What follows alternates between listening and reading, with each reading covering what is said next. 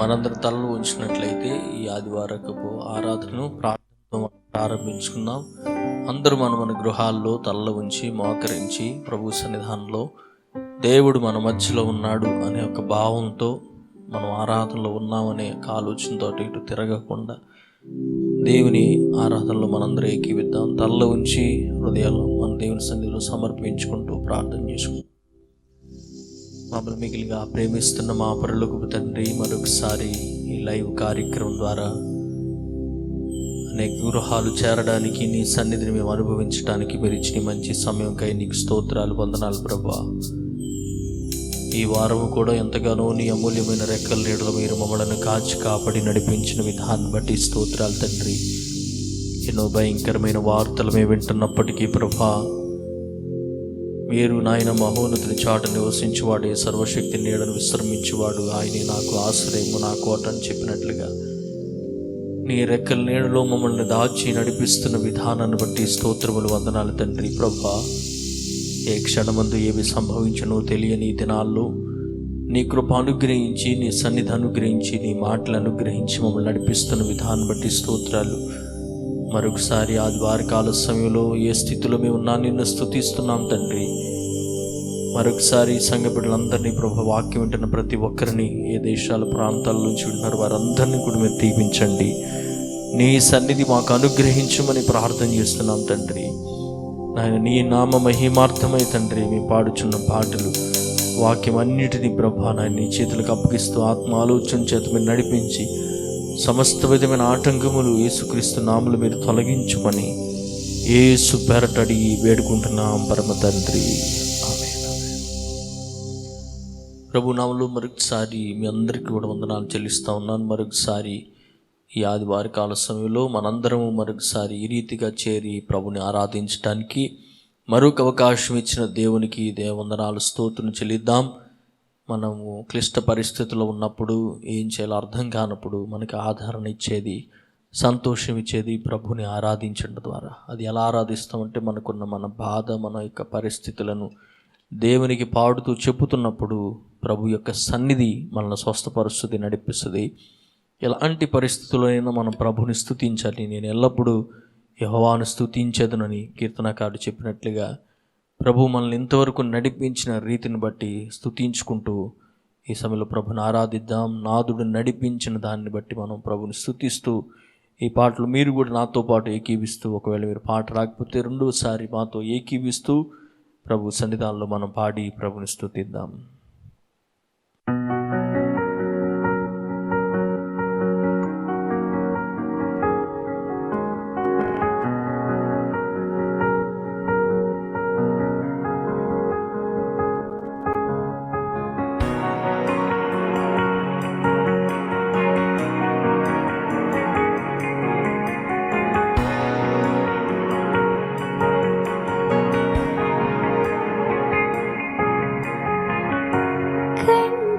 రెప్పలా కాయు దేవుడు నాకుండగా,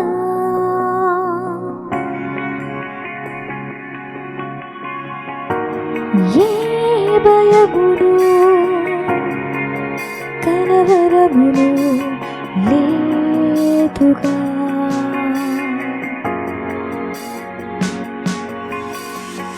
ఆరాధింతును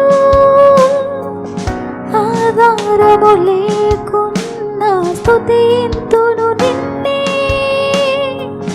సహాయము లేకున్నా, స్తోత్రింతును యేసయ్యా.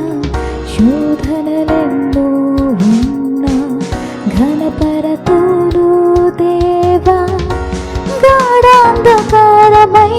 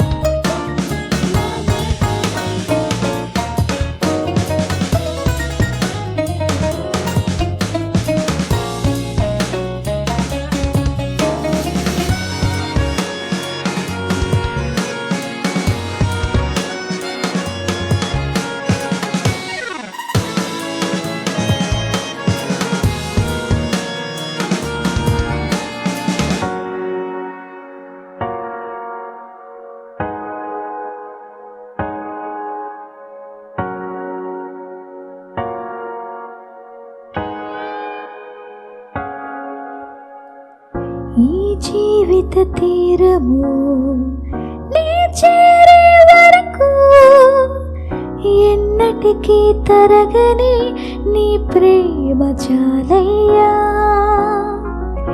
ఈ జీవిత తీరము నీ చేరే వరకు ఎన్నటికీ తరగని నీ ప్రేమ చాలయ్యా. కన్నీటితో నా నావే నిండినా నావలో నీ ఉండగా భయమేలా. కన్నీటితో నా నావే నిండినా నావలో నీ ఉండగా భయమేలా.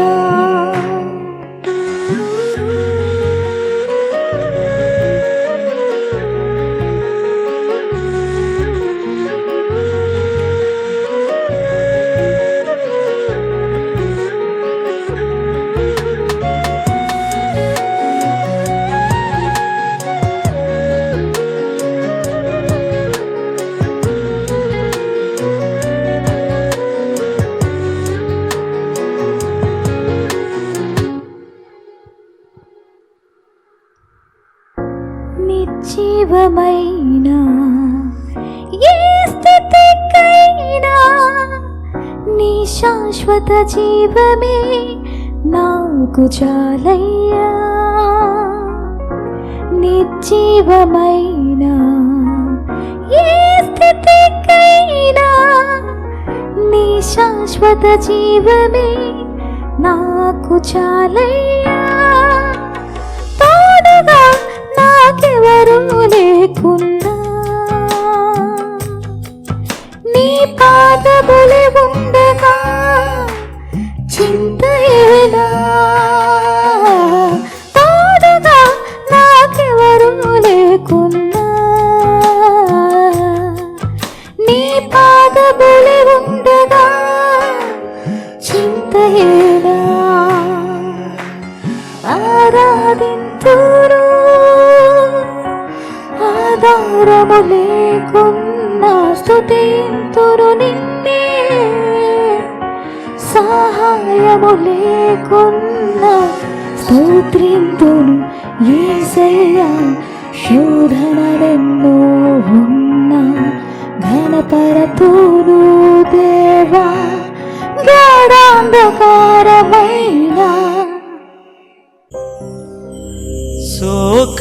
శోకపులోయలలో కష్టాల కడగండ్లలో కడలేని కడలిలో నిరాశ నిస్పృహలో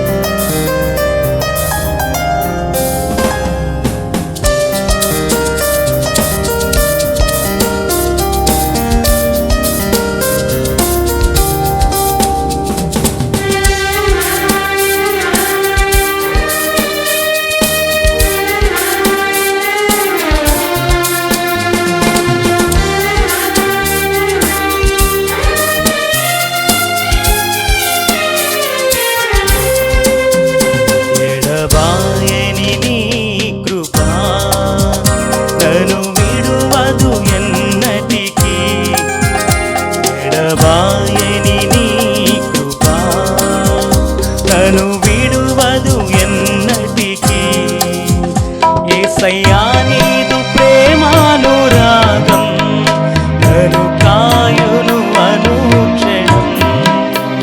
యేసయ్యా నీదు ప్రేమానురాగం నన్ను కాయును అనుక్షణం. ఎడబాయని నీ కృపా నన్ను విడువదు ఎన్నటికీ. ఎడబాయని నీ కృపా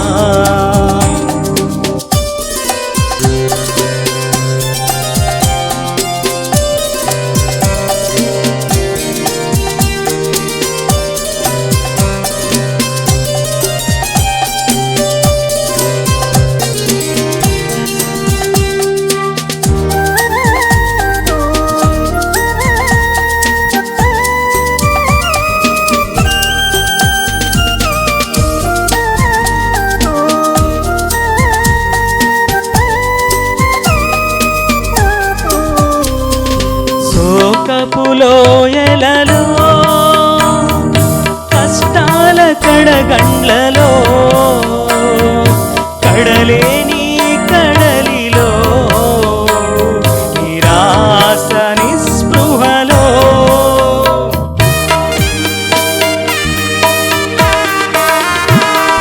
శోకపు లోయలలో కష్టాల కడగండ్లలో కడలేని కడలిలో నిరాశ నిస్పృహలో అర్థమే కాని ఈ జీవితం ఇక వ్యర్థమని నేననుకొనగా అర్థమే కాని ఈ జీవితం ఇక వ్యర్థమని నేననుకొనగా కృపా కనికరము గల దేవా నా కష్టాల కడలిని దాటించితివి కృపా కనికరము గల దేవా నా కష్టాల కడలిని దాటించితివి ఎడబాయని నీ కృపా నన్ను విడువదు ఎన్నటికీ ఎడబాయని నీ కృపా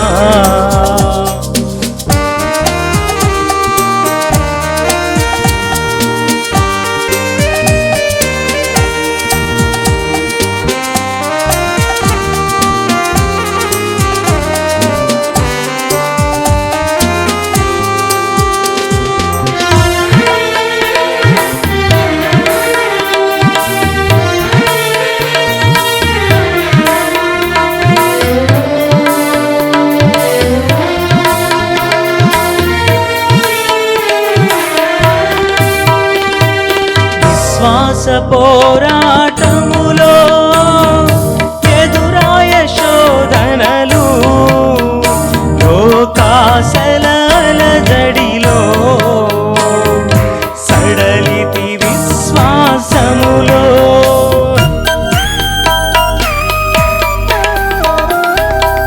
విశ్వాస పోరాటములో ఎదురాయ శోధనలు లోకాశల అలజడిలో సడలితి విశ్వాసములో దుష్టుల క్షేమము నే చూసి ఇక నీతి వ్యర్థమని అనుకొనగా దుష్టుల క్షేమము నే చూసి ఇక నీతి వ్యర్థమని అనుకొనగా దీర్ఘశాంతము గల దేవా నా చేయి విడువక నడిపించితివి దీర్ఘశాంతము గల దేవా నా చేయి విడువక నడిపించితివి ఎడబాయని నీ కృపా నన్ను విడువదు ఎన్నటికీ ఎడబాయని నీ కృపా నన్ను విడువదు ఎన్నటికీ యేసయ్యా నీదు ప్రేమానురాగం నన్ను కాయును అనుక్షణం యేసయ్యా నీదు ప్రేమానురాగం నన్ను కాయును అనుక్షణం ఎడబాయని నీ కృపా నన్ను విడువదు ఎన్నటికీ ఎడబాయని నీ కృపా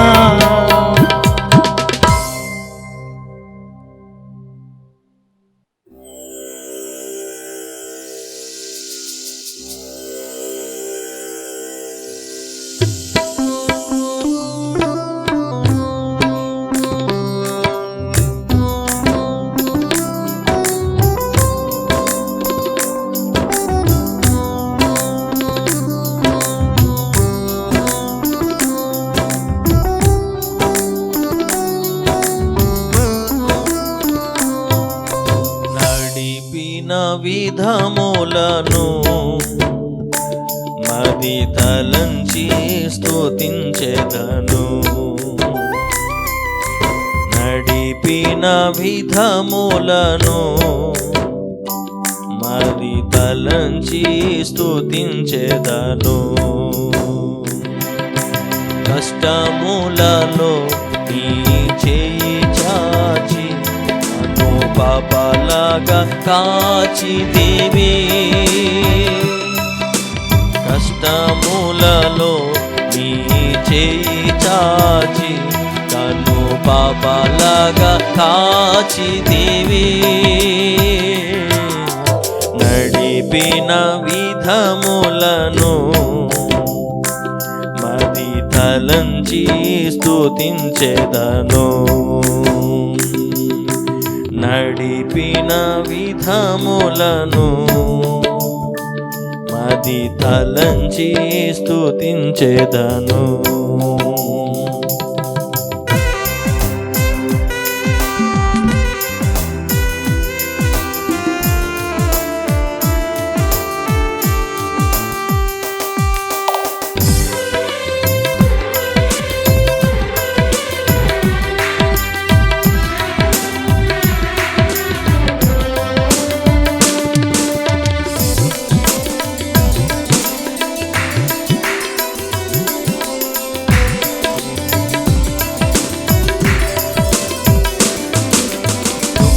వేదనలయందునా భారముతో కృంగిపోవగా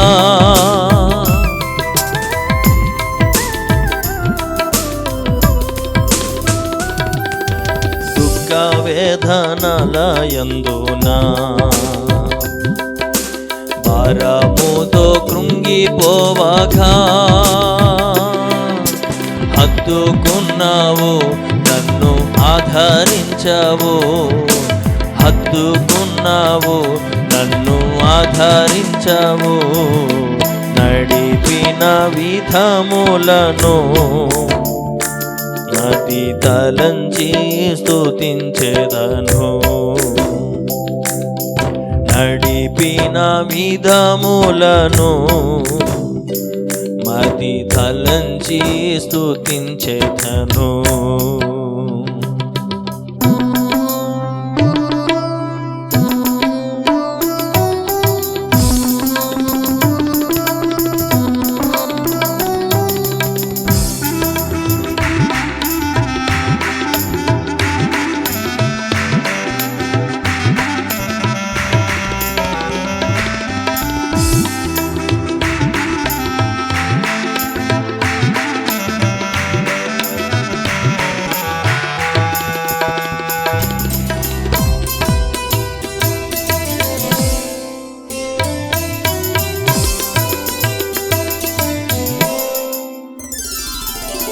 జీవిత ప్రయాణములో ఏకాకిగా ఉన్నప్పుడు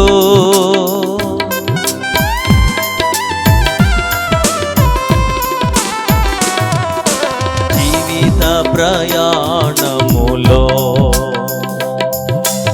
ఏకాకిగా ఉన్నప్పుడు ధైర్యపరిచావు వాక్యమిచ్చావు. ధైర్యపరిచావు నీ వాక్యమిచ్చావు. నడిపిన విధములను అది తలంచి స్తుతించెదను. నడిపిన విధములను అది తలంచి స్తుతించెదను.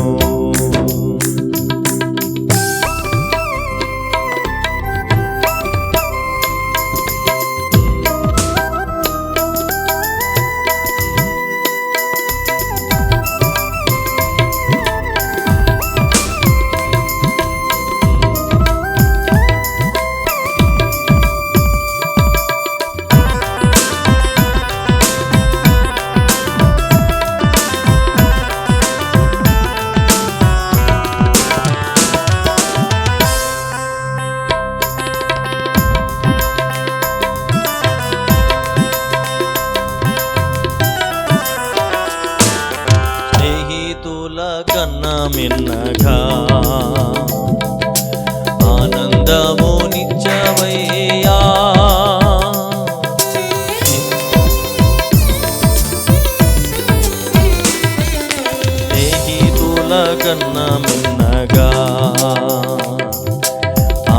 అందమును నిచ్చినావయ్యా,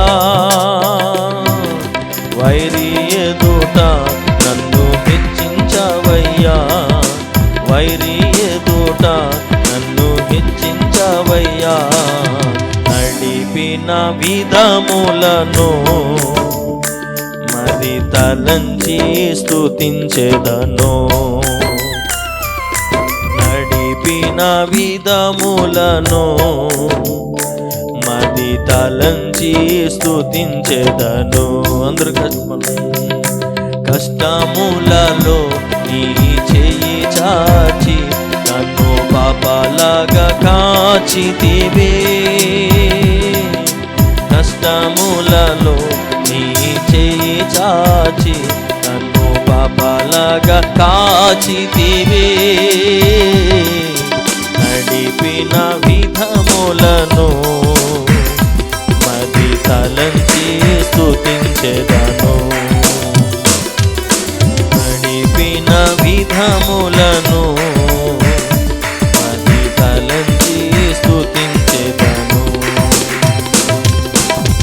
నా ప్రియుడా యేసయ్యా, నీ కృప లేనిదే నే బ్రతుకలేను, క్షణమైనా నే బ్రతుకలేను. నా ప్రియుడా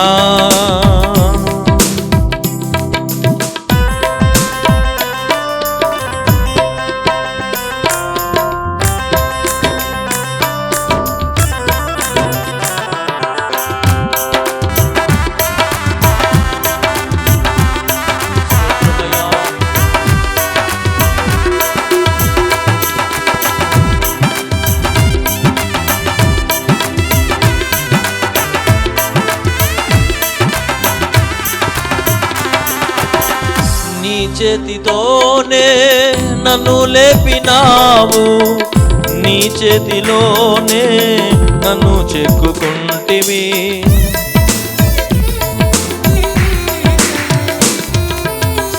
నీ చేతితోనే నన్ను లేపినావు, నీ చేతిలోనే నన్ను చెక్కుకుంటివి, నీ చేతి నీడలో నన్ను దాచుకుంటివి, నీ చేతి నీడలో నన్ను దాచుకుంటివి. నా ప్రియుడా యేసయ్యా, నీ కృప లేనిదే నే బ్రతుకలేను, క్షణమైనా నే బ్రతుకలేను. నా ప్రియుడా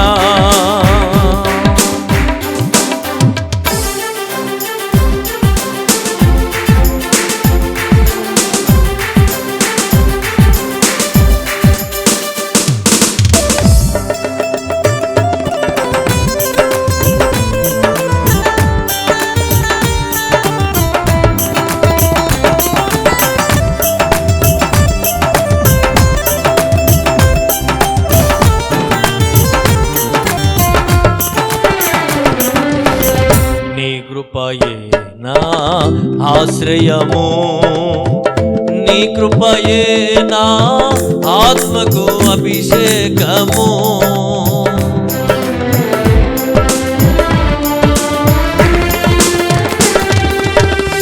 నీ కృపయే నా ఆశ్రయము, నీ కృపయే నా ఆత్మకు అభిషేకము, నీ కృపయే నా జీవనాధారము,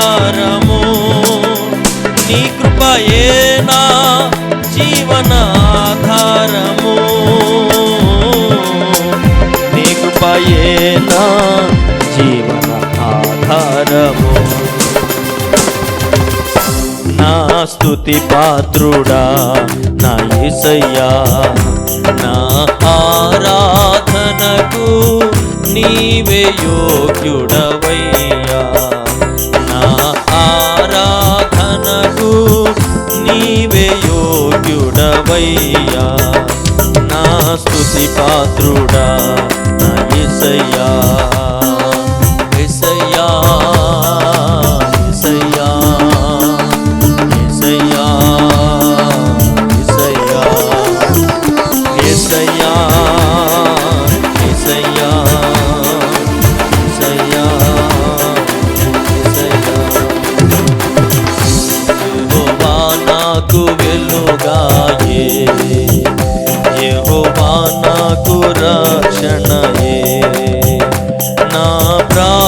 ప్రాణదుర్గమయే నేను ఎవరికి ఎన్నడు భయపడను నేను ఎవరికి ఎన్నడు భయపడను యెహోవా నాకు వెలుగాయే యెహోవా నాకు రక్షణయే నా ప్రాణదుర్గమయే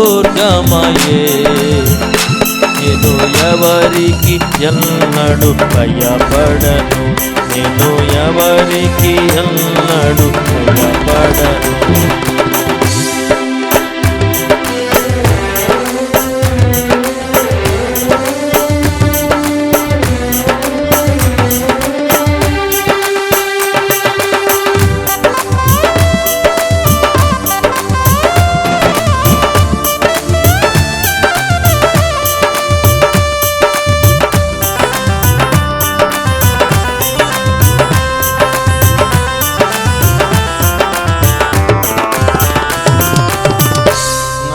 కొండయు నా కోటయు నా ఆశ్రయము నీవే నా కొండయు నా కోటయు నా ఆశ్రయము నీవే నేనెల్లప్పుడు ప్రభు సన్నిధిలో స్తుతి గానము చేసేదను నేనెల్లప్పుడు ప్రభు సన్నిధిలో స్తుతి గానము చేసేదను యెహోవా నాకు వెలుగాయే యెహోవా నాకు రక్షణయే నా ప్రాణదుర్గమయే నేను ఎవరికి ఎన్నడు భయపడను నేను ఎవరికి ఎన్నడు భయపడను యెహోవా నాకు వెలుగాయే యెహోవా నాకు రక్షణయే నా ప్రాణదుర్గమయే నేను ఎవరికి ఎన్నడు భయపడను నేను ఎవరికి ఎన్నడు భయపడను నేను ఎవరికి ఎన్నడు భయపడను నేను ఎవరికి ఎన్నడు భయపడను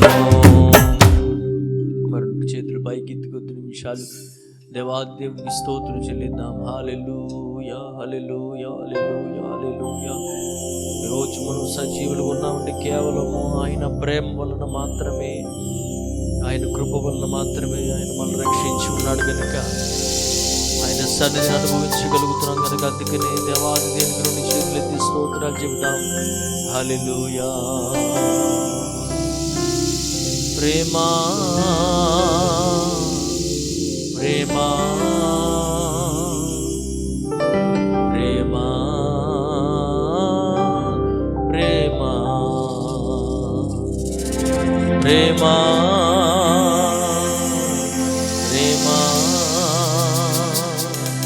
ప్రేమా ప్రేమా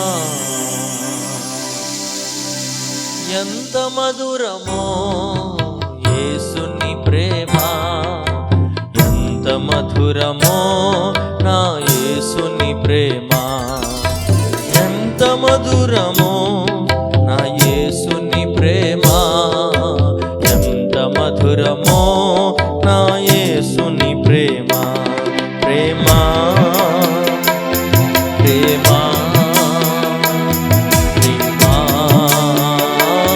ప్రేమ అందరూ కలిసి పడదాం ప్రేమ ప్రేమ ప్రేమ ప్రేమ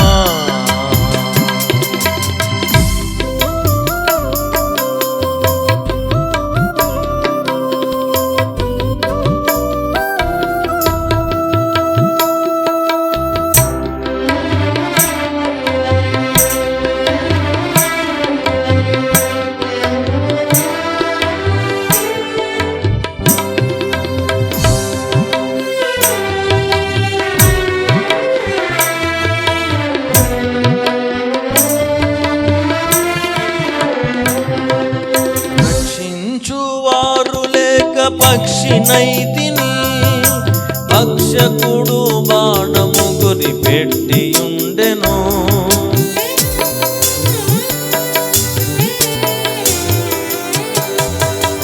రక్షించువారు లేక పక్షినైతిని, భక్షకుడు బాణము గురిపెట్టి ఉండెను. పదము తెంచెను, బ్రతికించెను నన్ను. పదము తెంచెను, బ్రతికించెను నన్ను. ఎంత మధురమో యేసుని ప్రేమ, ఎంత మధురమో నా యేసుని ప్రేమ. ఎంత మధురమో యేసుని ప్రేమ, ఎంత మధురమో నా యేసుని ప్రేమ. అందరూ కలిసి ప్రేమ ప్రేమ ప్రేమ ప్రేమ ప్రేమ ప్రేమ ప్రేమ.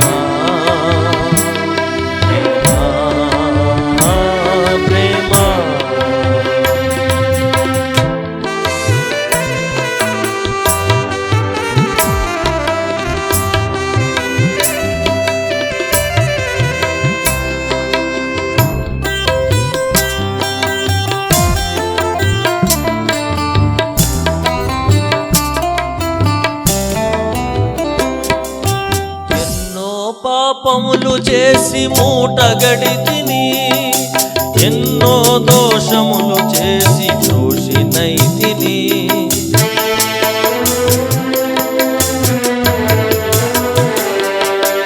ఎన్నో పాపములు చేసి మూటగడితిని, ఎన్నో దోషములు చేసి దోషినైతిని. పదము తెంచెను, బ్రతికించెను నన్ను. పదము తెంచెను, బ్రతికించెను నన్ను. ఎంత మధురమో యేసుని ప్రేమ, ఎంత మధురమో నా యేసుని ప్రేమ.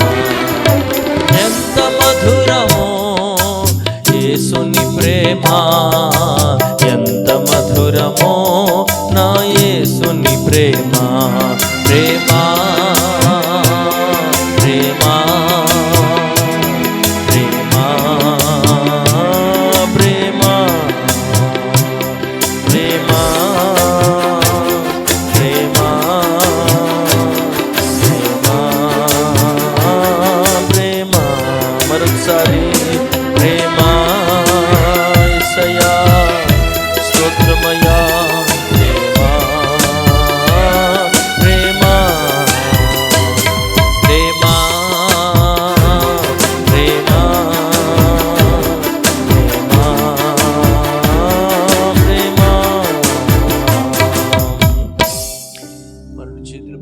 దేవుడు మన ఎడల చూపించిన ప్రేమను బట్టి, ఏ పరిస్థితిలో దేవుడు మనల్ని విడిపించిన కృపను బట్టి అందరం కొద్ది నిమిషాలు చేతుల పైకి దేవుడి స్తోత్రం చెప్తాం. హల్లెలూయా హల్లెలూయా హల్లెలూయా హల్లెలూయా హల్లెలూయా హల్లెలూయా.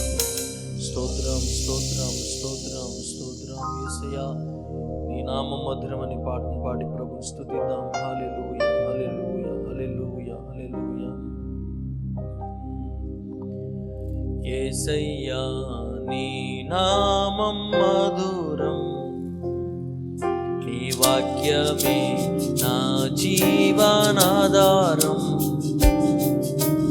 యేసయ్యా నీ నామం మధురం, నీ వాక్యమే నా జీవనాధారం. ధైర్యము చెడిన వారికి ధైర్యము నిచ్చు నామము, దుఃఖములో ఉన్న వారికి సంతోషమును ఇచ్చును. ధైర్యము చెడిన వారికి ధైర్యము నిచ్చు నామము, దుఃఖములో ఉన్న వారికి సంతోషమును ఇచ్చు. యేసయ్యా నీ నామం మధురం, సాటి లేనిది నీ నామము. యేసయ్యా నీ నామం మధురం,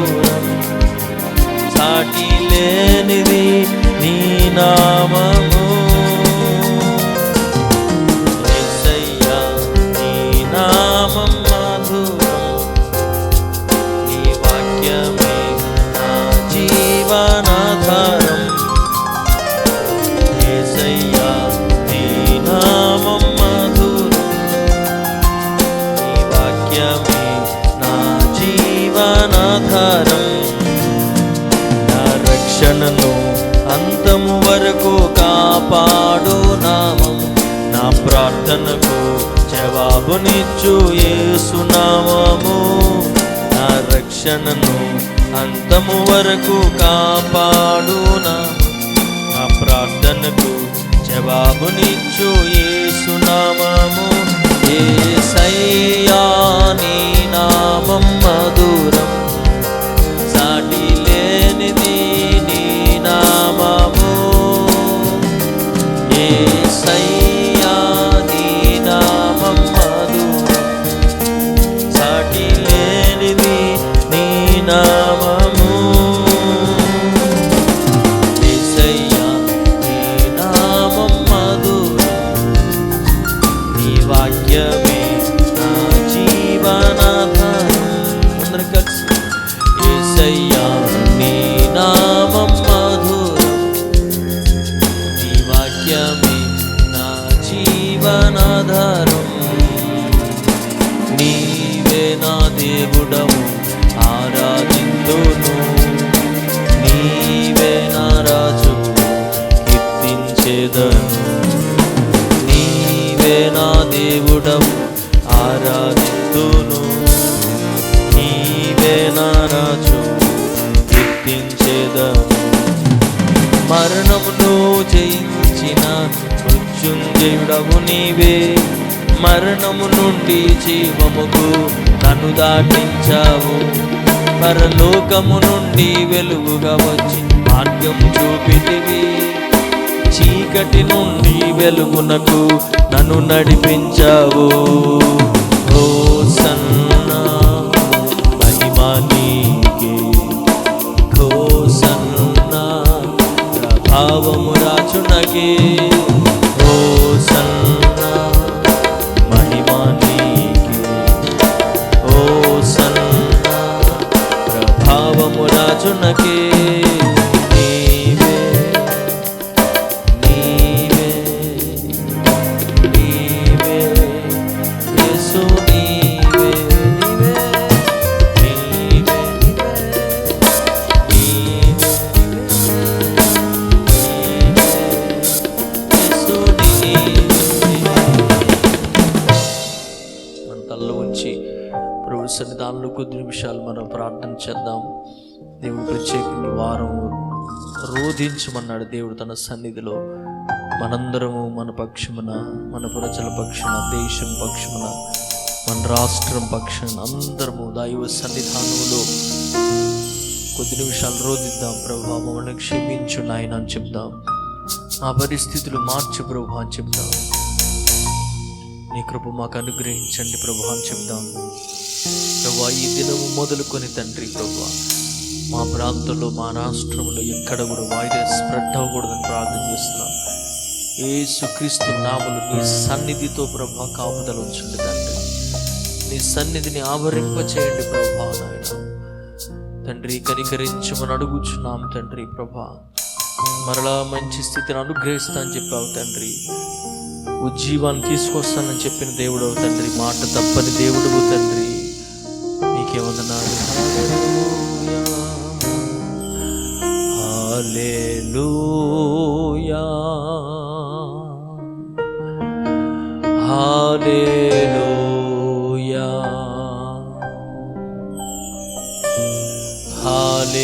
హల్లెలూయా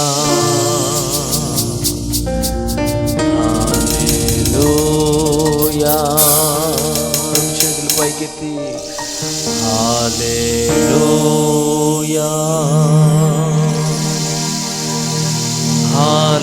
హల్లెలూయా హల్లెలూయా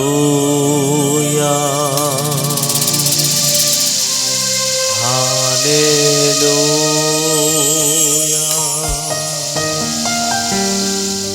పరమ తండ్రి, మరొకసారి ఈ ఆదివారం కూడా నీ సన్నిధానంలో ఈ రీతిగా చేరి నిన్ను ఆరాధించడానికి, నిన్ను గణపరచడానికి మీరు ఇచ్చిన మంచి సమయంకై స్తోత్రాలు.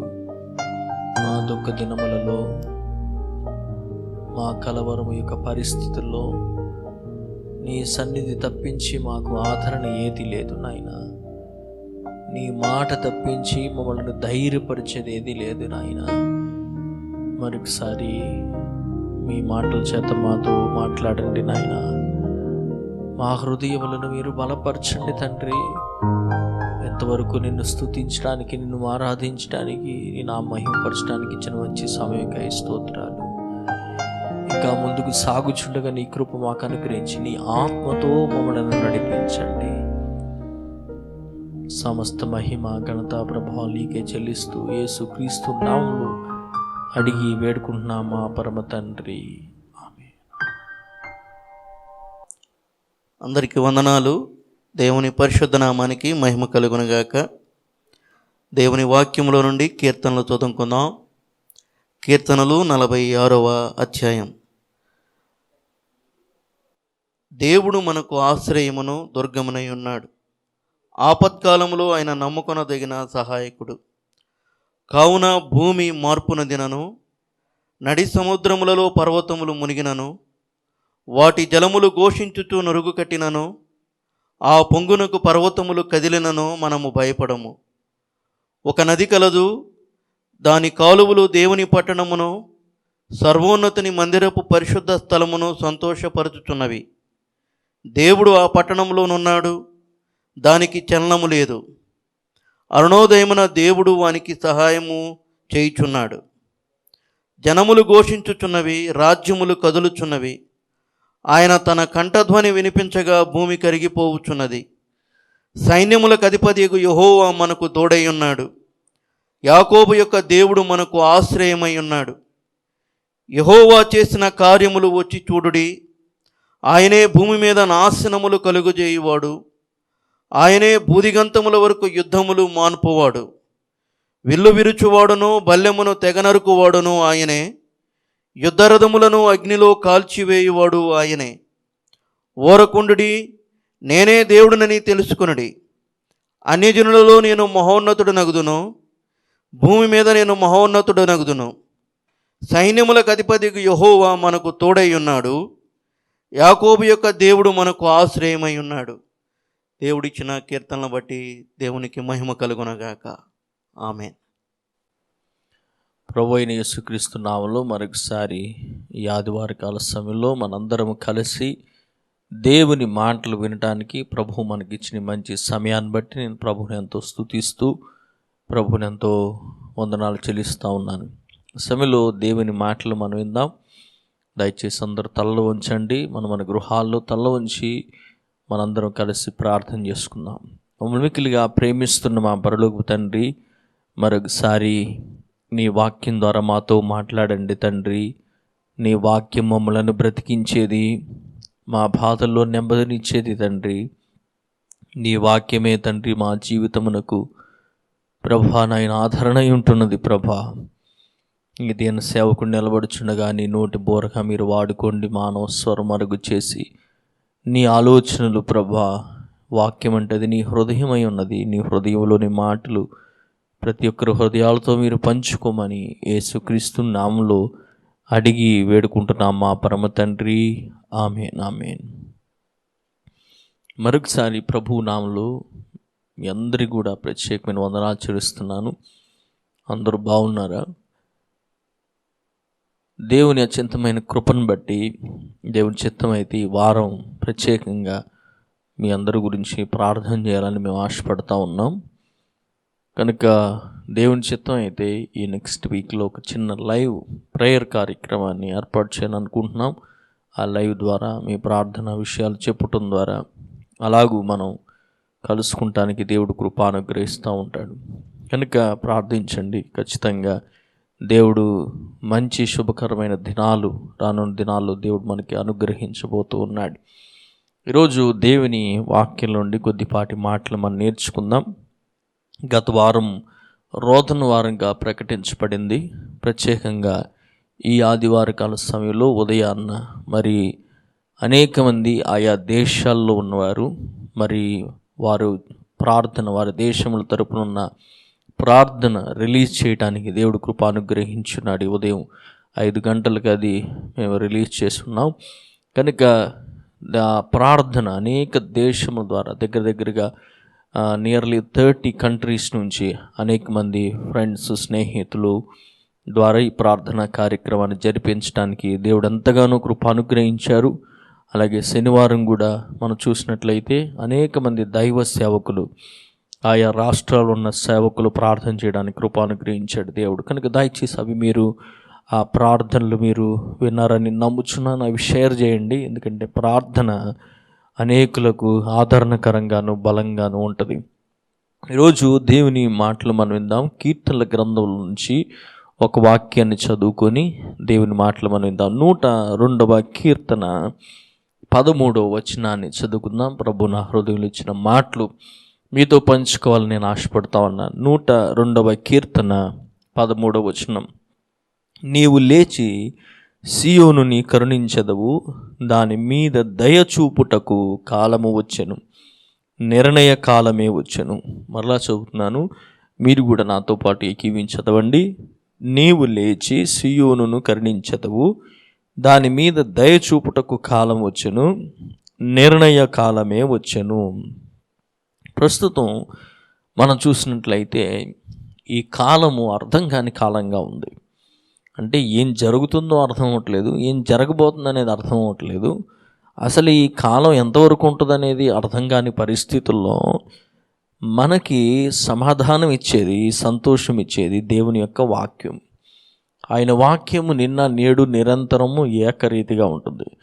నిజంగా చెప్పాలంటే అండి, ఎక్కడ కూడా ఒక ఆదరణకరమైన మాట అంటూ లేదు. కొద్దిపాటి ధైర్యం తెచ్చుకుని ఎవరితోనో మాట్లాడటానికి వెళ్ళాం అనుకోండి, వారు చెప్పే మాటలు ఏంటి తెలుసా? ఇంకా ఇది పెరుగుద్దంట, ఇంకా కేసులు పెరిగినాయి అంట, ఇంకా ఇదవుద్దంట, రెడ్ జోన్ అంట అని ప్రతిదీ కూడా డిస్కరేజ్మెంట్ అనేది మనం వింటూ ఉన్నాం. సో ఆ కొద్దిపాటి ఎంకరేజ్మెంట్ అయిన ఆ కొద్ది క్షణాలు కూడా మళ్ళీ భయంకరమైన డిస్కరేజ్మెంట్లోకి వెళ్ళిపోతుంది. సో మనని ఎంకరేజ్ చేయగలిగింది, నిలబెట్టగలిగింది దేవుని వాక్యం ఒకటే అన్నమాట. సో మనం చదివిన 102వ కీర్తన ఎలాంటిది అని అంటే, ఇప్పుడు ఒక వ్యక్తి ఒక కష్టంలో ఉన్నాడు అనుకోండి, ఆ కష్టంలో ఉన్న వ్యక్తి దగ్గరికి వెళ్ళి, అయ్యా నాకు అర్థమవుతుంది నువ్వేం అనుభవిస్తున్నావు అని అంటే అది ఎంత ఆదరణకరంగా ఉంటుంది. I know how you feel it అని మనం అన్నాం అనుకోండి, నాకు తెలుసు అయ్యా నువ్వు వెళుతున్న పరిస్థితి అని అంటే ఆ వ్యక్తి ఎంత ఆదరణ పొందుతాడు, ఎంత సంతోషం పొందుతాడు. 102వ కీర్తన కూడా అది. ఆ కీర్తన ఏమని చెప్తుంది మనందరికంటే, మీ అందరూ ఈ రోజున ఏం ఫీల్ అవుతున్నారో అది నాకు అర్థమవుతుంది, ఐ నో ఇట్ అనే ఒక భాష 102వ కీర్తనలో మనకి కనబడతా ఉంటుంది. అయితే ఇది ఎవరు రాశారు అనే దాని గురించిన ఒక క్లారిటీ మనకేం తెలియట్లేదు, కానీ చిన్నపాటి క్లూస్ని బట్టి మనం కొంత మటుకు చెప్పగలుగుతాం. కొంతమంది అది నెహెమ్యా రాశాడని, కొంతమంది దావీదు రాశాడని, కొంతమంది ఇర్మియా అంటున్నారు. ఎక్కువగా ఇర్మియా అని అంటున్నారు. అంటే ఆ వాక్యంలో చిన్నపాటి క్లూని బట్టి ఇర్మియా అంటే విలపించే ప్రవక్త మనందరికీ తెలుసు. సో ఈ కీర్తన కూడా రోదన, విలాప కీర్తనగా మనకి కనబడతా ఉంది. 28 వచనాలు ఉంటాయి. 150 కీర్తనలు, ఎక్కువ కీర్తనలు లెమెంట్ సామ్స్ అనమాట. ఎక్కువగా రోదన కీర్తనలు, పర్సనల్ లెమెంట్స్ ఉంటాయి. కమ్యూనల్ అంటే సమాజపరంగా విలపించేవి, వ్యక్తిగతంగా విలపించేవి కూడా ఉంటాయి అన్నమాట. అంటే ఒక విలాపం అనే దాంట్లో ఒక స్ట్రక్చర్ ఉంటుంది అనమాట. అంటే ఒక విలాపములో ఒక ప్రాసెస్ అనేది ఉంటుంది. బైబిల్లో మనం చూస్తే ఒక స్ట్రక్చర్ ఫాలో అవుతూ ఉంటారనమాట. అంటే నేను అందుకే మొన్న ఒక వాక్యాన్ని చెప్తూ ఒక మాట అన్నాను. ఏడుపు అనేది అందరికి వస్తుంది, కానీ రోదన అనేది మాత్రం దేవుని బిడ్డలకు మాత్రమే వస్తుంది. ఏడుపు అనేది ఏం చేస్తుందనంటే, అది ఆ ఏడుపు అనేది అందరికీ కలిగిస్తుంది. ఆ ఏడుపు ఒకవేళ దేవుడి నుంచి నిన్ను దూరం చేయొచ్చు, కానీ రోదన అనేది దేవునికి సమీపంగా తీసుకెళ్తుంది. ఎందుకు అనంటే ఆ రోదన యొక్క స్ట్రక్చర్ మనం చూస్తున్నప్పుడు, రోదన ఎప్పుడు కూడా ఎలా స్టార్ట్ అవుతుంది అంటే దేవునితో అడ్రస్ చేసుకుంటూ స్టార్ట్ అవుతుంది రోదన అనేది. అది స్టార్ట్ చేస్తూ తనకున్న కంప్లైంట్ అంటే తనకున్న పరిస్థితులన్నీ దేవునికి చెబుతూ, తండ్రి నేను నిన్నే నమ్ముతున్నాను అని ఒప్పుకుంటూ తనకున్న విషయాలన్నీ దేవునికి తెలియజేస్తూ ఆ యొక్క నిరీక్షణ కలిగినతో నిశ్చయత కలిగించే మాటలు పలుకుచూ స్తుతితో అది ముగించబడదు. అది లెమెంట్ స్ట్రక్చర్ అన్నమాట. రోదన లేకపోతే విలాపములో ఉన్న ఆ స్ట్రక్చర్ అలా ఉంటుంది అన్నమాట. సో ఇక్కడ మనం చూసుకుంటే కీర్తనలో నేను చెప్పే కదా, I know how you feel, అది ఆ కీర్తన యొక్క ప్రాముఖ్యమైనది. నువ్వేం అనుభవిస్తున్నావో అది నేను ఫీల్ అవుతున్నానని కీర్తన మనకి చెప్తా ఉందన్నమాట. ఏం ఫీల్ అవుతున్నాం ఈరోజు అంటే, ఈ కీర్తనాకారుడు ఎలాంటి ఫీలింగ్స్లో ఉన్నాడనంటే, అతడు మానసికంగాను, శారీరకంగాను, సమాజపరంగాను, ఆత్మీయంగాను స్ట్రగుల్ అవుతున్నాడు. ఆ స్ట్రగుల్ అంతా కూడా 122 కీర్తనలు మనకి కనబడుతుంది. 3వ వచనం చదివితే తనకు కలుగుతున్న మానసిక పరిస్థితి, 4వ వచనం చదివితే హృదయం పగిలిపోయిన పరిస్థితి, 5వ వచనం, 6వ వచనం, 7వ వచనం చదివితే ఆ సామాజిక దూరాన్ని గురించి చెప్తా ఉంటాడు. ఒకసారి చదువుదామా? చూడండి, 102వ కీర్తనలో 3వ వచనం. పొగ ఎగిరిపోవునట్లుగా నా దినములు తరిగిపోవుచున్నవి, పోయిలోనిది కాలిపోవునట్లు నా ఎముకలు కాలిపోయి ఉన్నవి. ఎండ దెబ్బకు వాడిన గడ్డిబలి నా హృదయము వాడిపోయి ఉన్నది, భోజనము చేయుటకే నేను మర్చిపోవుచున్నాను. నా ములుగులు శబ్దం వలన నా ఎముకలు నా దేహమునకు అంటుకొని పోయి ఉన్నవి. నేను అడవిలోని గూడబాతును పోలి ఉన్నాను, పాడైన స్థలములోని పగడి కంటి వలెనున్నాను. రాత్రి మెలకుగా ఉండి ఇంటి మీద ఒంటరిగా ఉన్న పిచ్చుకోలేనున్నాను. దినమెల్లా నా శత్రువులు నన్ను నిందించుచున్నారు, నా మీద వెర్రి కోపము గలవారు నా పేరు చెప్పి శపింతురు.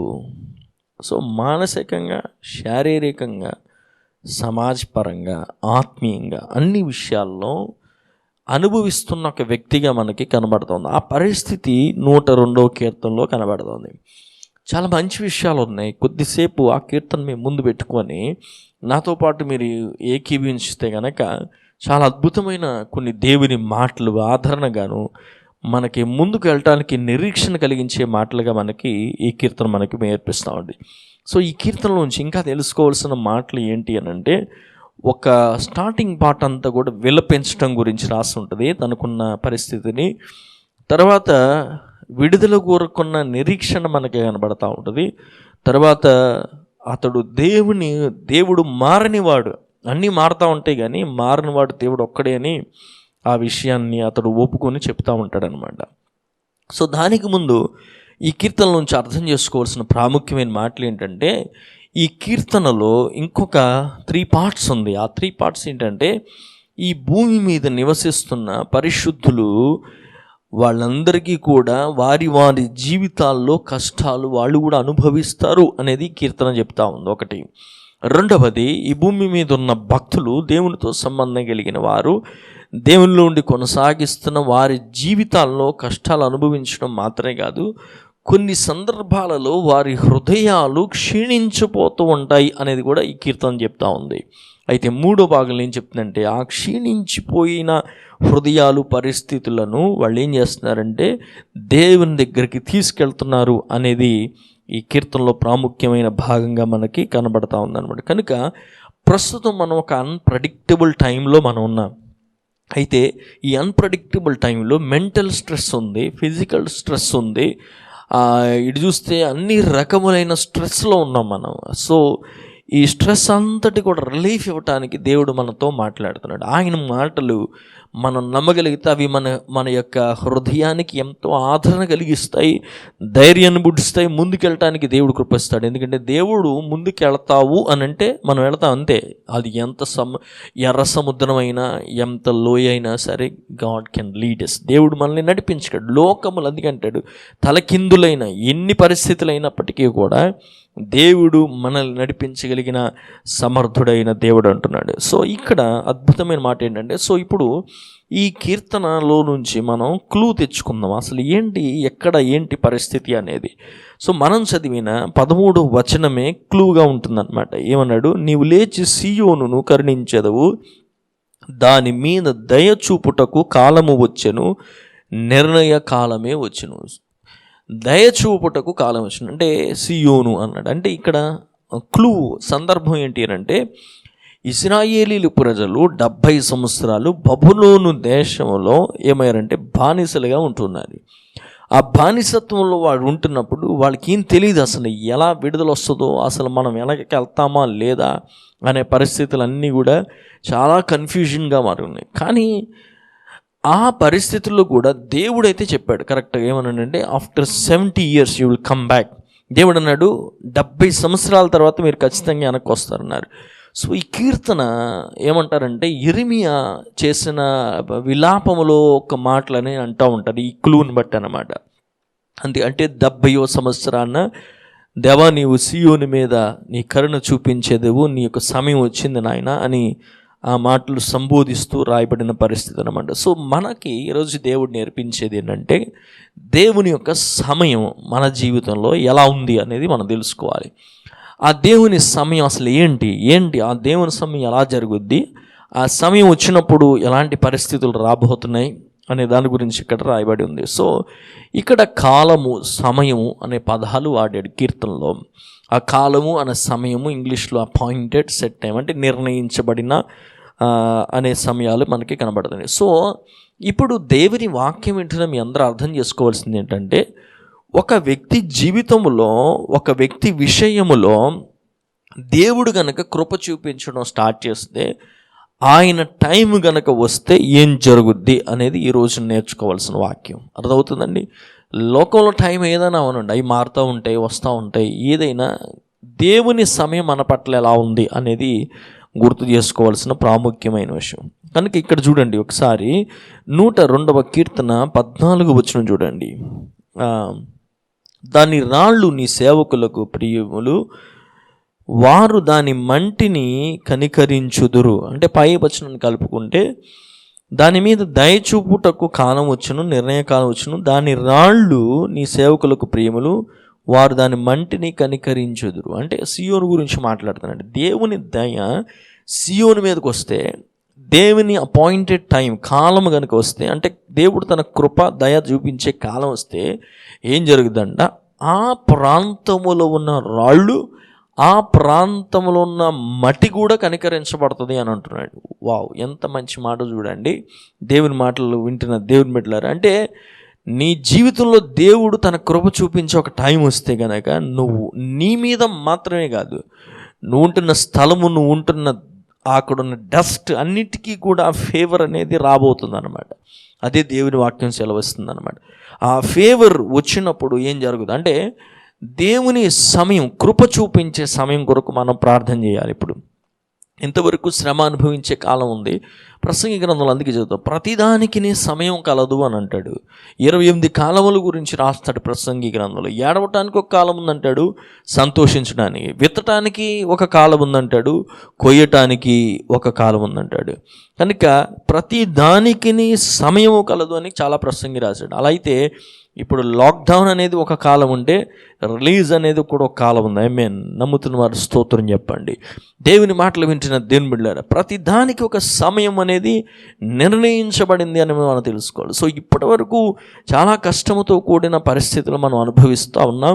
ఇప్పుడు వాళ్ళు కూడా చెప్తున్నారు ఎందుకు అసలు ఆ పరిస్థితి వచ్చింది అని, ఆ పరిస్థితి ఎలా మారబోతుంది అనేది కీర్తనల గ్రంథంలో నుంచి చాలా స్పష్టంగా మనం తెలుసుకోవచ్చు. కానీ ఇట్టి సమయం మన జీవితంలో రావాలి అని అంటే కొన్ని విషయాలు బైబిల్ నుంచి మనం తెలుసుకుంటూ ముందుకెళ్ళాలనేది నా యొక్క ఆలోచన. ఈ దేవుని సమయాన్ని గురించి 1 పేతురు గ్రంథంలో ఒక మంచి 1 పేతురులు 5వ అధ్యాయము 6వ వచనములో ఒక మంచి మాట చెప్తాడు చూడండి. 1 పేతురు 5వ అధ్యాయము, 1 పేతురు రాసిన పత్రిక 5వ అధ్యాయము 6వ వచనములు అంటాడు, దేవుడు తగిన సమయమందు మిమ్ములను హెచ్చించున్నట్లు ఆయన బలిష్టమైన చేతి కింద దీన మనస్కులై ఉండుడి అంటున్నాడు. ఈ తగిన సమయమే దేవుడు తాను దయ చూపించే కాలం, తాను నిర్ణయించిన కాలం. ఈ తగిన సమయంలో దేవుడు అంట మనల్ని ఏం చేస్తాడు, హెచ్చిస్తాడు అని అంటాడు. అంటే దీన్ని బట్టి అర్థం చేసుకుంటే ఇప్పుడు దేవుని సమయం అంటూ, ఆయన కృప చూపించే సమయం అంటూ ఒకటి మనకు వస్తే, ఇప్పుడున్న ఈ పరిస్థితులన్నిటి నుంచి మనం ఏమవుతాం చెప్పండి, పైకి లేపబడతాం. ఇంట్లో ఉన్న పరిస్థితులే కానీ ప్రస్తుతం ఉన్న ఏ రకములైన పరిస్థితుల్లోనైనా మనము పైకి ఎత్తబడతాం. కానీ ఎత్తబడాలనంటే, ఆ టైం మన జీవితంలో రావాలనంటే పై వచనం అనేది మనం జాగ్రత్తగా గమనించాలి. అది దేవుడు కోరుకుంటున్నాడు. అది వస్తేనే ఆయన టైం మన జీవితంలో వస్తుందన్నమాట. పైన వచనంలో ఏమన్నాడు చూడండి, చిన్నలారా మీరు పెద్దలకు లోబడి ఉండండి, మీరందరూ ఎదుటి వాని ఎడల దీన మనసును వస్త్రము ధరించుకొని మిమ్మును అలంకరించుకోండి. దేవుడు అహంకారులను ఎదిరించి దీనులకు కృప అనుగ్రహించేవాడు. నేను చెప్పే కదా, దేవుని తగిన సమయం ఏంటి? కృప చూపించే టైం అది. ఆ కృప అనేది ఒక వ్యక్తి మీదకి రావాలంటే, ఒక కుటుంబం మీదకి రావాలి అని అంటే, ఆ కృప ద్వారా మనం పైకి లేపబడాలి అని అంటే, ఇక్కడ ఏమంటున్నాడు అని అంటే, చిన్నలారా, చిన్న పిల్లల మీదకి ఆయన కృప రావాలంటే ఏమంటున్నాడు? మీరు పెద్దలకు లోబడండి అంటున్నాడు. అయితే ఇంకా మాట్లాడండి, మీరందరూ అంటే ఎవరందరూ ఎదుటి వానియందు దీన మనసును వస్త్రము ధరించుకొనుడి. ఎదుటి వారి గురించి నిందలు చెప్పడం, ఎదుటి వారి గురించి ఈ మాటలు చెప్పడం కాదు. ఏమంటున్నాడు? దీనమనే మనస్సు అను వస్త్రము ధరించుకొని మిమ్మల్ని అలంకరించుకొని దేవుడు అహంకారులను ఏం చేస్తాడంటే ఎదురిస్తాడు. ఈ రోజున పరిస్థితి ఏంటి? మనిషికి గర్వం పెరిగిపోయింది. జాబ్ను బట్టి, లేకపోతే డబ్బును బట్టి, వారికి ఉన్న స్టేటస్ని బట్టి రకరకములైన అహంకారం, ఆత్మీయ అహంకారం పెరిగిపోయినా, లేకపోతే ఏ రకమైనా సరే అందరం అందులో పాలు భాగస్తులై ఉంటున్నాం. అన్నిటిని బట్టి ఏమవుతుందంటే ఈరోజు ఎదురైన పరిస్థితులు, ప్రతి మనిషి యొక్క అహం అనేది ఈ రోజున జీరో అయిపోవాలి. ఎదుటి వ్యక్తిని ప్రేమించు. సంఘంలోకి నువ్వు వచ్చినప్పుడు ఎదుటి వ్యక్తిని ప్రేమించలేకపోతే దేవుడు నిన్ను పైకి ఎత్తలేడు. ఆయన కృపని మీదకి రాదు. ఎదుటి వ్యక్తిని చిన్న చూపు చూడకూడదు. ఎదుటి వ్యక్తిని ప్రేమించాలి. నీవు దేవుని సేవకులను ప్రేమించాలి. దేవుని యొక్క దాసులు, దేవుని పరిచయం చేసేవారు నువ్వు ప్రేమించాలి. ప్రతి ఒక్కరూ ఏ వస్త్రం ధరించుకోవాలి? దీన మనసును వస్త్రం ధరించుకోవాలి అంటున్నాడు.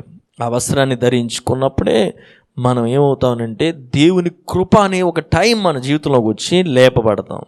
లేకపోతే దేవుడు అంటున్నాడు, ఆయన అహంకారులకు ఏమంటున్నాడు? ఎదురిస్తాడు. ఆయన దీనులకు మాత్రమైన కృప చూపిస్తాడు. ఈరోజు నీ పరిస్థితులు ప్రతి మనిషిలోకి దీనత్వం అనేది, దీన మనసు అనేది తీసుకొస్తూ ఉంది.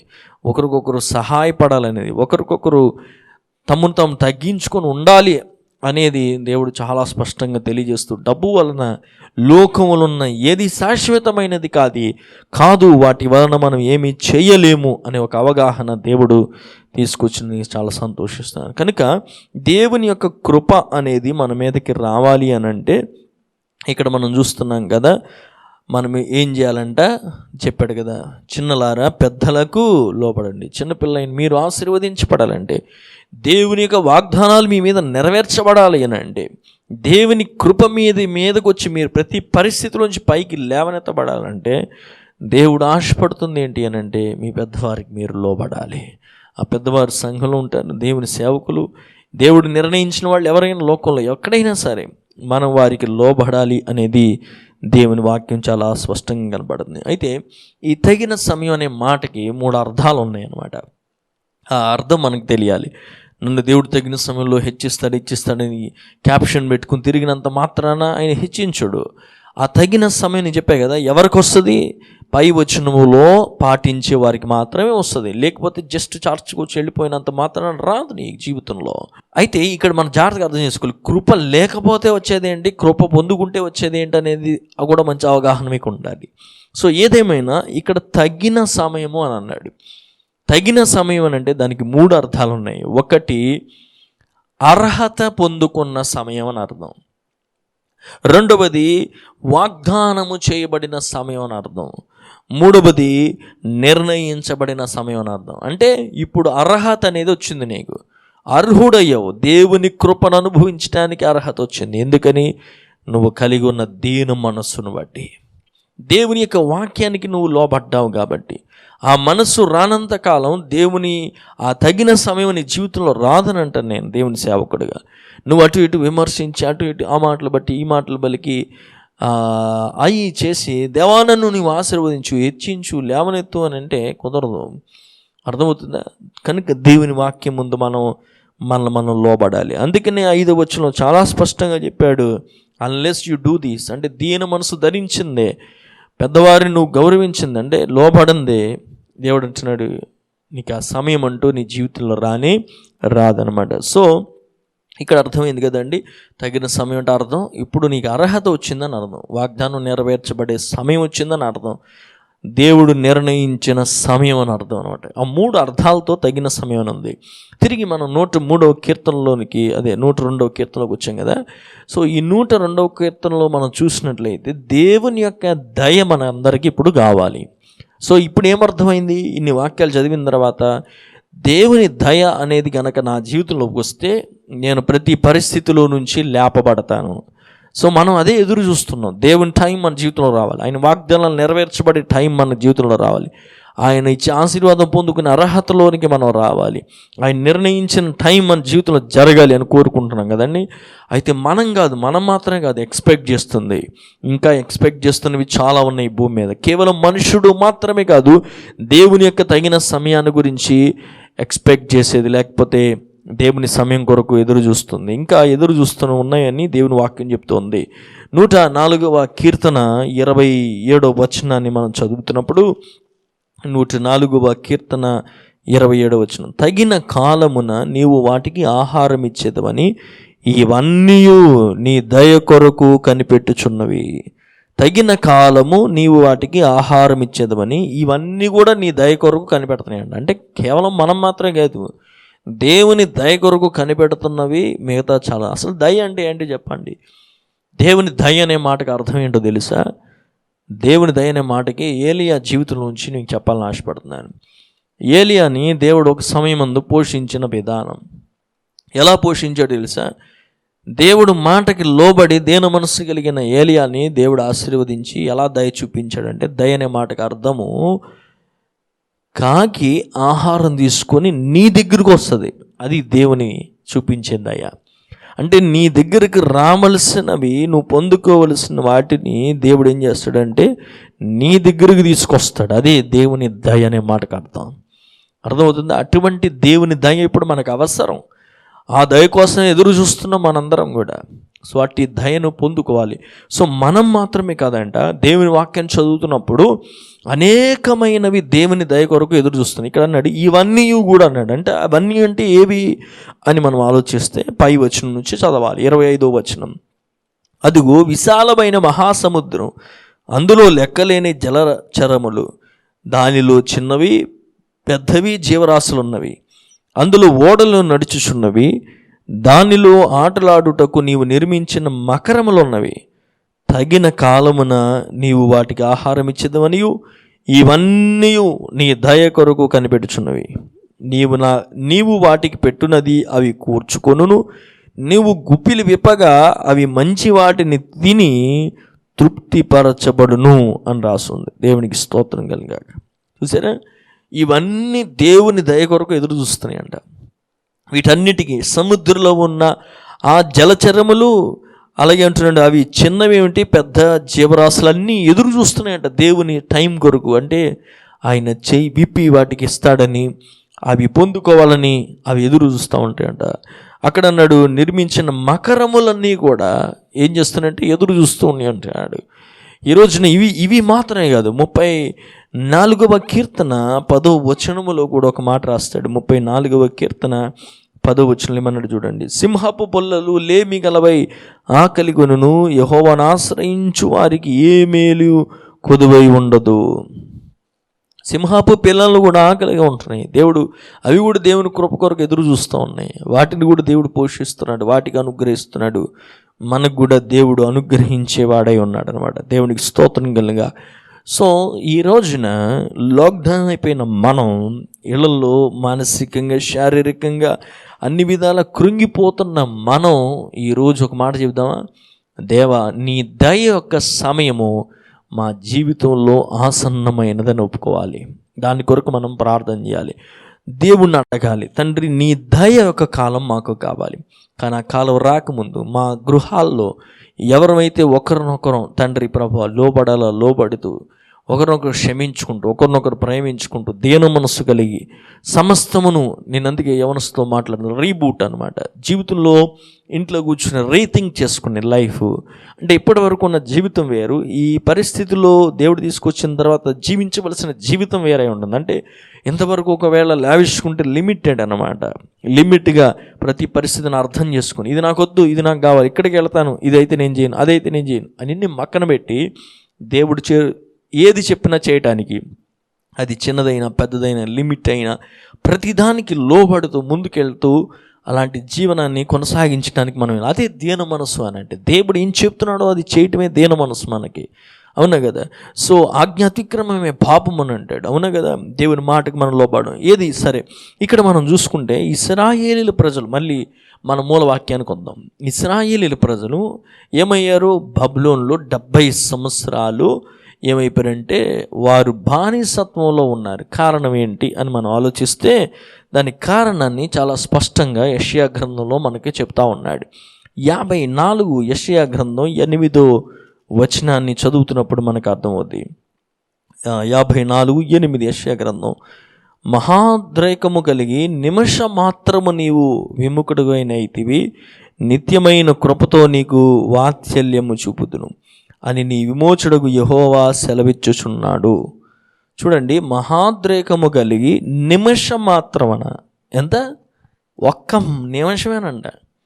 ఒక్క నిమిషం మాత్రమున దేవుడుకు ఆయన కోపము 70 సంవత్సరాలు వారిని బబులోను దేశంలో పెట్టేసింది.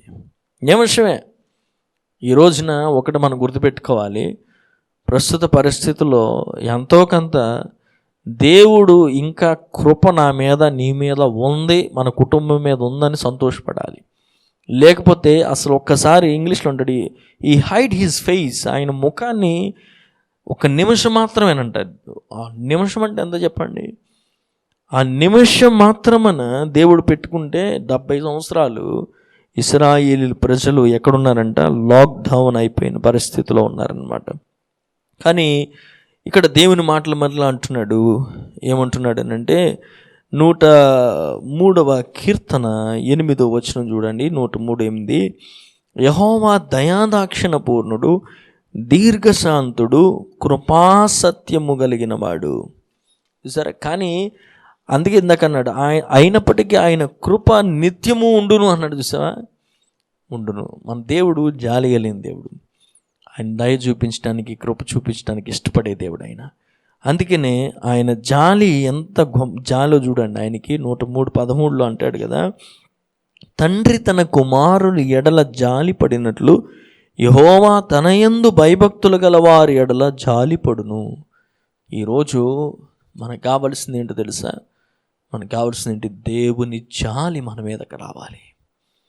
ఈ వారం అంతా రోదన చేసాం. ఈ రోదన విన్న దేవుడు మన మీద జాలి పడతాడు. ఆయన తన ప్రజలు దేవునికి మొరపెట్టినప్పుడు ఆయన దిగి వచ్చాడంట. ఏమండి, మనం ఒకసారి ఆలోచించుకోవాలి. ఇంతకుముందు మనం దేవుని మందిరంకి వెళ్ళేవాళ్ళం, నిర్లక్ష్యంగా వెళ్తాం. ఎన్ని కిలోమీటర్లు వెళ్తాం? మహా అయితే 1/2 కిలోమీటరు, 1 కిలోమీటర్ వెళ్తాం. మనం దేవుని సహాయాన్ని, పరిస్థితులు చెప్పుకుంటాను. కానీ మన కోసం ఆయన దిగి వచ్చినది ఆలోచించండి. ఎంత ఎంత దిగి వచ్చి మనకి సహాయం చేస్తున్నాడు అనేది. దేవుని మాటలు వింటున్న దేవుడు, జాలి కలిగిన దేవుడు ఆయన. అందుకే ఆయన కృప మన ఎడల చూపిస్తున్నాడు. ఆయన జాలి ఎంత గొప్పదో చూడండి. తండ్రి తన కుమారుని ఎడల జాలి పడినట్లు దేవుడు మన ఎడల జాలి పడుతున్నాడంట. యెషయాలో ఇంకొక మంచి మాట కూడా ఉంటుంది. 54వ అధ్యాయము 10వ వచనాన్ని కూడా చూడండి. పర్వతములు తొలగిపోయినను, మెటలు తత్తరిల్లినను, నా కృప నిన్ను విడిచిపోదు, సమాధాన విషయమైన నా నిబంధన తొలగిపోదు అని నీ యందు జాలిపడు యెహోవా సెలవిచ్చుచున్నాడు. దేవుడు అన్నాడు, పర్వతాలు తొలగిపోతాయి, మెటలు తత్తరిల్లిపోతాయి, కానీ నా కృప మాత్రం నిన్ను విడిచిపోదు. నీవు ఈ రోజున వాక్యం వింటూ గృహంలో ఒక్క మాట మాత్రమే చెప్పగలుగుతాం. ఏంటో తెలుసా? ఎంత భయంకరమైన పరిస్థితుల్లో, దేవా నీ కృప నన్ను విడిచిపెట్టలేదు కాబట్టే నేను ఇలా ఉన్నాను. ఇక్కడ ఇశ్రాయేలు ప్రజలు అంటున్నారు, ఒక్క నిమిషమే ప్రభువా నువ్వు అలా మొహం తిప్పుకుంటే మాకు 70 సంవత్సరాలు. అది ఎంత భయంకరంగా అయిపోయిందంటే అసలు ఏం జరుగుతుందో. కానీ వాళ్ళ పైన కీర్తనాకారుడు అక్కడ చెప్తున్నాడు కదా, సియోను పైన నీ దయ చూపించే కాలం వచ్చింది ప్రభువా, తగిన కాలం, నీ నిర్ణయ కాలం వచ్చింది అంటున్నాడు. అప్పుడు అక్కడున్న డస్ట్, అక్కడున్న రాళ్ళు అన్నీ కూడా కనికరించబడుతున్నాయి అంటున్నాడు. దేవునికి స్తోత్రం కలిగిన గాక. ఈ రోజున దేవుడు మన మీద కూడా కన్ను చూపిస్తాడు. ఎందుకంటే ఇంత కీర్తనలు కూడా నోవాహుతో దేవుడు చేసిన నిబంధనను బట్టి చూపిస్తే, ఈరోజు మనతో దేవుడు చేసింది నోవాహుతో కేవలం నోటి మాటలతో దేవుడు చేస్తుంటే, ఈరోజు ఆయన రక్తంతో దేవుడు మనకి నిబంధన చేశాడు. అందుకని ఆయన కృపను పొందుకోగలుగుతాం, ఆయన దయను పొందుకోగలుగుతాం.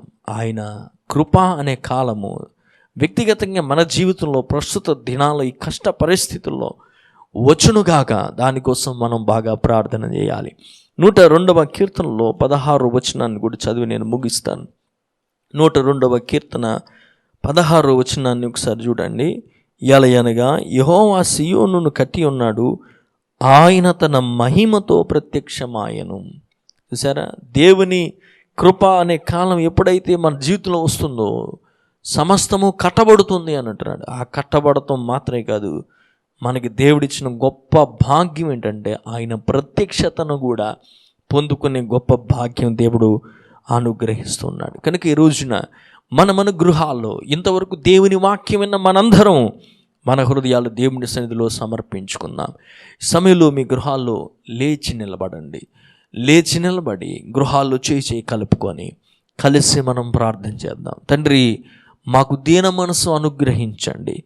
నీ యొక్క కృప దయ అనే సమయం మా ఇంటి మీదకి రానియండి ప్రభా. మా వ్యక్తిగత జీవితంలోనికి రావటానికి కృప దయచేయండి ప్రభా అని మనందరం కలిసి ప్రార్థన చేద్దాం. దేవుని జాలి రాకపోతే దేవుడు ఆయన జాలి పలిది, ఆయన జాలి మన మీదకి వచ్చినప్పుడే మన పరిస్థితులు మారుతాయి. ప్రస్తుత పరిస్థితి మారాలంటే దేవుడు మన పట్ల, మన కుటుంబం పట్ల, మన దేశం పట్ల, మన ప్రాంతం పట్ల, రాష్ట్రం పట్ల జాలి పడాలి దేవుడు. ఆయన నేను నమ్ముచున్నాను, ఆయన నిర్ణయించిన సమయము సియోను పైన దేవుని కృపచు కరుణించే సమయం వచ్చి ఉన్నదని ఎలా చెప్పాడో ఆ సమయం మనకు కూడా రాబోతుంది. ఈ లాక్డౌన్ దేవుడు తీసివేసి ఆయన జాలి మన పట్ల చూపించడానికి ఇష్టపడుతున్నాడు. ఆయన కృప మన ఎడలు చూపించడానికి ఇష్టపడుతున్నాడు. కానీ మనం చేయాల్సింది ఏంటి? ఆ సమయం రావటానికి గాను దేని మనసు మనలోనికి రావాలి. ఒకరినొకరు ఏదైతే ఇంకా సమర్పించుకోవాల్సిందో సమర్పించుకోవాలి. ఏది దేవుని సన్నిధిలో ఒప్పుకోవలసిందో, ఏ అహము ఆత్మీయంగాను, లేకపోతే ధనము, లేకపోతే స్టేటస్, బలము, ఏ అహము అనేది మన జీవితంలోకి వచ్చిందో అవన్నీ పక్కకి విడిచిపెట్టి ఒక సమర్పణతో దేవుని సన్నిధానికి ముందుకొచ్చి మనం సమర్పించుకుంటే ఆ దయ అనే సమయం దేవుడికి రాబోతుంది. ఒకప్పుడు చూడండి, మన జాబే మనకి ఎక్కువైంది, అవును కదా, చదువే మనకి ఎక్కువైంది, అవును కదా, సంఘం మానేసైనా వెళ్తాం, అవును కదా, అదే మన శ్రేష్టమైంది, అది లేకపోతే మనం ఉండలేమని అనుకున్నాం. కానీ ఈ రోజున మన పరిస్థితులు చూసారా, అవన్నీ ఆగిపోయినాయి. ఎలా బ్రతుకుతావు? దేవుడు మరలా నీకు అనుమతిస్తే తప్ప, దేవుడు తన కృప చూపిస్తే తప్ప, దేవుడు నీ ఎడల జాలి పడితే తప్ప, దేవుని యొక్క దయని మీదకి వస్తే తప్ప ఇవన్నీ కూడా నువ్వు పొందుకోలేవు. ఒకవేళ పొందుకున్న మిగతా వాటిని కూడా అవి జాలి పడాలి. దేవుడు పంట పండడానికి దేవుడు జాలి పడాలి, నువ్వు పొందుకుంటానికి జాలి పడాలి, ఆర్థిక పరిస్థితి మెరుగుపడడానికి దేవుని జాలి రావాలి. అర్థమవుతుంది దేవుని వాక్యం. దేవుని పాదాల దగ్గర ఈ రోజున చేయి కలిపి ప్రార్థన చేద్దాం. మొదటి ప్రార్థన, తండ్రి మమ్మల్ని క్షమించు నాయనా. కుటుంబంగా చేతులు కలిపి మొదటి ప్రార్థన, మమ్మల్ని క్షమించు ప్రభువా. రెండవది, తండ్రి నీ కృప అనే సమయం మా మీద ఉంచు నాయన. తగిన సమయమందు అని అన్నాడు. ఆ తగిన సమయం మా జీవితంలోనికి రావటానికి, మా కుటుంబంలోనికి రావటానికి, మా దేశం, మా ప్రాంతం మీదకి రావడానికి కృప చూపించు నాయన అని కలిసి ప్రార్థన చేద్దామా? దేవుడు ఖచ్చితంగా ఆ కాలం మనకు అనుగ్రహించునుగాక. ఇప్పటి వరకు అది మూయబడిన కాలం అయితే తెరవబడే ఒక కాలం దేవుడు మనకి ఇవ్వబోతున్నాడు. ఇప్పటి వరకు లాక్డౌన్ అయింది, రిలీజ్ అయ్యే కాలం దేవుడు ఇవ్వబోతున్నాడు. ఇప్పటి వరకు కరువు అయితే సమృద్ధి దేవుడు ఇవ్వబోతున్నాడు. ఇప్పటి వరకు సంతోషం లేకుండా ఉన్న పరిస్థితి సంతోషం పొందుకునే కృప దేవుడు ఇవ్వబోతున్నాడు. తల్ల వంచండి, ప్రార్థన చేసుకుందాం. మమ్మల్ని మిక్కిలిగా ప్రేమిస్తున్న మా పరలోకపు తండ్రి, మరొకసారి నీ వాక్యంతో మా అందరితో మీరు మాట్లాడినందుకు వందనాలు. మేము అనుభవించే ప్రతి పరిస్థితి నాయన మీరు మాకు నేర్పిస్తూ అనేక మంది తెలుసుకుంటానికి ఇట్టి కృప ఇచ్చినందుకు స్తోత్రాలు నాయన. ఈ రోజున మమ్మల్ని మేము నీ సన్నిధిలో సమర్పించుకుంటున్నాం తండ్రి. మేమందరము మాయా గృహాల్లో నిలబడి చేతులు కలిపి మేమందరం అడుగుతున్నాం, మమ్మల్ని క్షమించండి. మా యొక్క ప్రభు గర్వములను బట్టి మమ్మల్ని క్షమించండి తండ్రి. నిన్ను పక్కన పెట్టి ఆధారపడిన వాటిని అన్నిటిని బట్టి మమ్మల్ని క్షమించండి అడుగుతున్నాం. జాలి చూపించు నాయన. మా పైన, మా బిడ్డల పైన, మా కుటుంబాల పైన, సంఘం పైన, దేశం పైన నీ జాలి చూపించు నాయన. తండ్రి తన కుమారి ఎడల జాలి పడినట్లును నీ వాక్యంలో రాయబడినట్లు ఈరోజు ఇలా ఉండగలుగుతున్నామంటే కేవలం నీ కృప మమ్మల్ని విడిచి వెళ్ళలేదు కాబట్టి ప్రభువా. నీ కృప విడిచిపెడితే మేము బ్రతకలేము తండ్రి. ఇంకా నీ కృప అనుగ్రహించవు. నువ్వు దయాదాక్షిణ పూర్ణుడు తండ్రి. నాయనా ప్రభా, నీకే వందనాలు. మా ఎడల జాలి చూపించు నాయనా. తండ్రి, ఈ వారంలోని అద్భుతమైన తండ్రి మంచి నిర్ణయాలు మేము వినటానికి కృప చూపించు నాయన. పరిస్థితులన్నీ నీ యొక్క నియంత్రణలో ఉన్నాయి తండ్రి, మనుషులు కాదు, నీవు నాయన నిర్ణయించేది. విడుదల మాకు అనుగ్రహించండి. మరలా మేమందరము కూడుకొని సంతోషించే భాగ్యం మాకు అనుగ్రహించండి.